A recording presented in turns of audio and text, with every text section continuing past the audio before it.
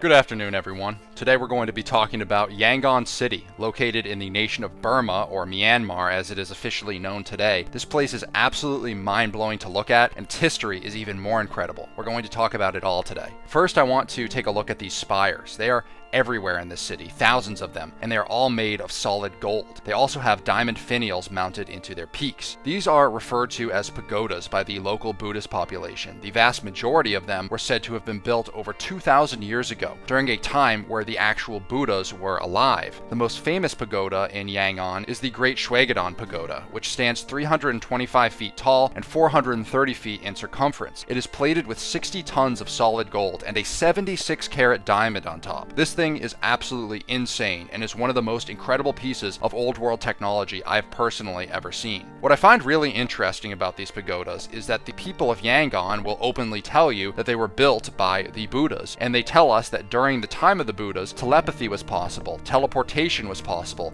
and they could even take forms of other beings and disguise themselves. If you take these stories at face value, like I do, then you probably also realize that this wasn't some form of magic or miracle work. These abilities were a form of high technology. So how did they do it? And where did this technology go? In my opinion, this technology had something to do with these pagodas in Yangon, and here's why. These pagodas, to me, look like wireless antennas or receivers of some kind. And number two, we know that gold is a great conductor of electricity and is corrosion resistant. And number three, we know that diamonds today are used in high-frequency applications like semiconductors, quantum computers, and are used for thermal management in electronic devices. And finally, we also know about the Great Bell of Dhammazedi, which existed in Yangon until it went missing in 1608 when it was allegedly stolen and destroyed by the Portuguese. This thing was reported to weigh over 300 tons, which is 100 tons larger than even the Tsar bell in Russia, which was never rang because it broke during its casting anyways. So what am I suggesting about the Great Bell of Dhammazedi? What I am saying is that these pagodas may have been some form of wireless receiver, and their primary transmitter, which they received a signal from, was the Great Bell of Dhammazedi. The Great Bell was tuned to the resonant frequency of the pagodas surrounding it. Another factor at play here may have been the concept of atmospheric electricity and corona discharge. Atmospheric electricity refers to natural electrical phenomena in the Earth's atmosphere, such as lightning, thunderstorms, and the continuous atmospheric electric baseline or global electric circuit that is constantly in the air around us at all times. Corona discharge is a process where a current flows from an electrode with a high voltage into the air surrounding it, creating a luminous glow and ionizing the air. Another phrase for this is called St. Elmo's fire. Here's an example of this phenomenon actually occurring at one of these very pagodas, courtesy of Tartaria Empire on Instagram. So here's my hypothesis in a nutshell, my speculation really, is that these pagodas would harness large amounts of atmospheric electricity. The Great Bell of Dhammazedi would then be rung,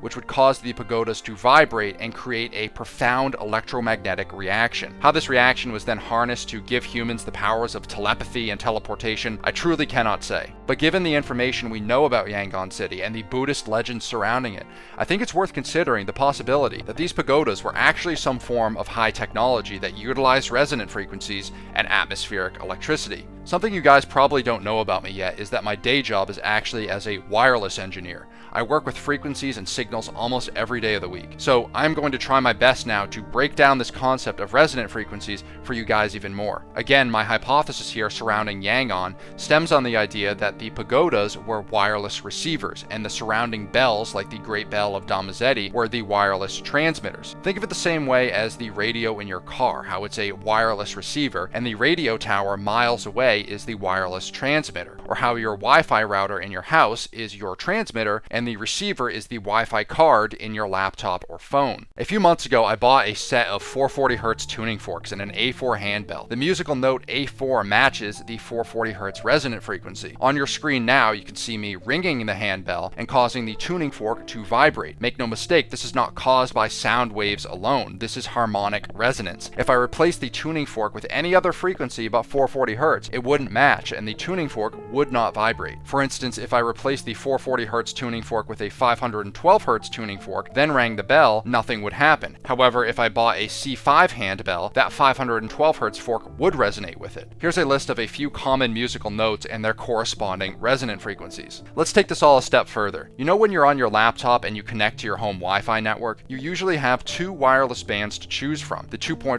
GHz band and the 5 GHz band. These equate to 5 million Hz and 2.4 million Hz respectively, well above the audible range for humans. But the concept is still the same as the handbell and the tuning fork experiment we just showed, except the transmitter is not a bell anymore, it is your router, and the receiver is not a tuning fork, but rather one of the antennas in your laptop's wireless card. There are generally two antennas in your laptop's wireless card, one tuned to the 2.4 GHz resonant frequency and the other tuned to the 5 GHz resonant frequency. Your router is transmitting a sound at these same frequencies that causes the receiver antennas in your laptop to resonate and receive the data that has been encapsulated into the wireless signal being transmitted. It's the same concept with the radio in your car. The radio tower is transmitting sound waves through the air, and your car's radio antenna is tuned to the same resonant frequency of the sound waves being transmitted. The only difference between these examples and our hypothesis surrounding the pagodas of Yangon City is that the sounds being produced by your home router or by the radio tower are so high-pitched that we can't hear it until those sounds are received and decapsulated by the wireless receiver device. So when the Great Bell of Dhammazedi was rung, it would transmit sound waves through the air, which would then be picked up by the pagoda receivers and vibrate. Let me know your thoughts about this hypothesis in the comments section below, and also let me know if you have any questions about these concepts. I'll try to answer your comments as best I can.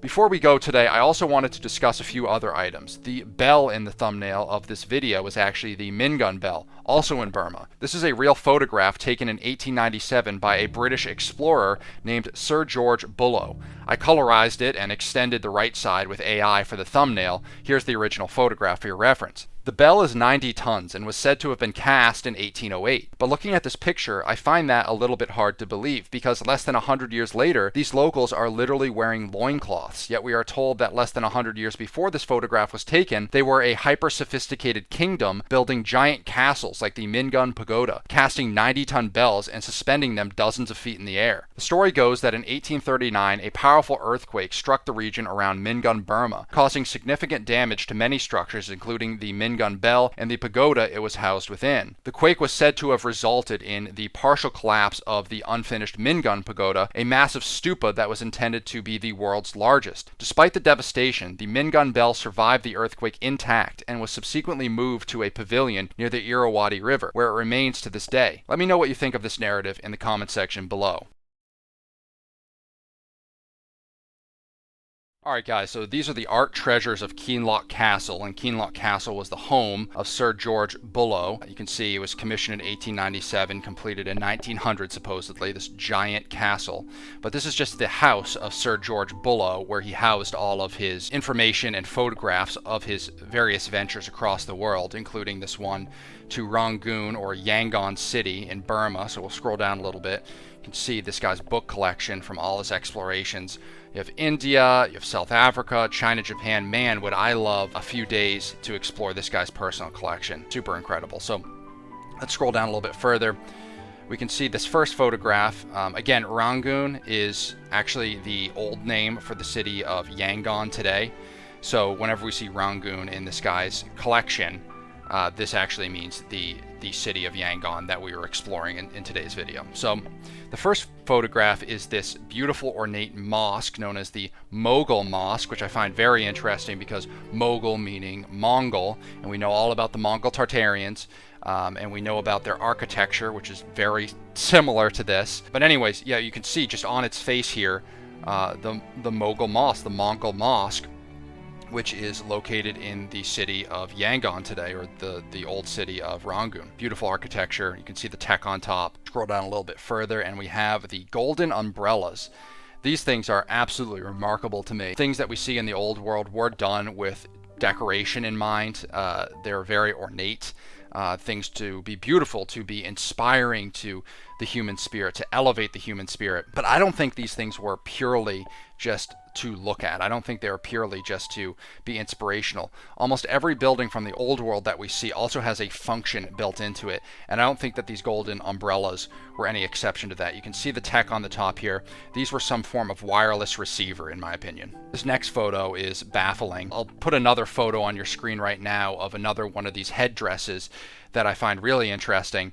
You can see kind of the tech or the spire on top of the headdress itself. Now, a lot of people will tell you this is just decorative, and maybe it was, but in my opinion, this was also some form of wireless receiver that could have possibly been used for telepathy purposes.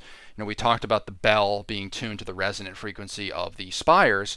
Possibly these headdresses were also tuned to the resonant frequency of the bells as well. So everybody wearing these headdresses, the bells would ring, possibly would lead to some form of telepathy power between the people in that surrounding area. So very interesting, just kind of my personal thoughts and speculation on this. I don't have any way of proving it, but I find these headdresses very, very intriguing. So we'll scroll down a little bit further. This is another pagoda in Rangoon, absolutely beautiful and ornate, very much exceeding our expectations of what we'd see from the native people of this time period. The sophistication of this stonework, the precision of the stonework, and the spires is absolutely mind-blowing, and the fact that they were made to last thousands of years and they still stand today in perfect condition is really boggling to me. So let's take a look a little bit further here. We have another pagoda here, very beautiful, very ornate, and this is the Shwedagon Pagoda, which is the crux of our hypothesis today. This giant pagoda that was built 2,500 years ago by the Buddhas has a 76 carat diamond on top, and it is completely gold plated. 60 tons of gold went into making this pagoda, and inside it was made of brick. So the inside was brick, and then the outside was solid gold, and then the tip was a 76 carat diamond. Very, very cool. You can see another shot of it here. I think this is a more modern shot that they just added to the website here. This is not taken in the late 1800s. But you can see actually they're telling us there is a bell that was inside, or maybe is currently inside. I haven't actually seen that before. But there is a bell inside of this pagoda itself. So it makes you wonder, if all these bells were being rung at the same time, visualize how much sound, how much frequency would be going through the air, causing these various thousands of pagodas all around the city to resonate. And then you wonder, what is the effect of that? Nobody has really ever tested this before. So I think that we need to put more scientific research into resonant frequencies, the study of cymatics, and to better understand what the function of these buildings were, because in my opinion, they were not just spiritual, they were not just decorative, these had a function to them. And here's the picture that I was showing earlier. This is the Mingun Bell, which is not located in Yangon or Old Rangoon, but just looking at this picture, again, you can see these native people in it, and you can see they kind of suspended on these tree trunks. I mean, this thing is absolutely massive, and we're being told that this was cast by people, you know, riding around in horse and buggies, and then suspended in the air in this massive pagoda. And it just doesn't add up to me, guys. It just really doesn't add up. You could see how they carved this entrance to the Mingun Pagoda into the side of this rock face or brick face here. And you know, the precision and the sophistication required to do this without power tools, it just doesn't add up to me. Let me know what your thoughts are in the comment section below. I think I'll end this video here, but I really appreciate you guys tuning in. Hope you have a great day, and God bless.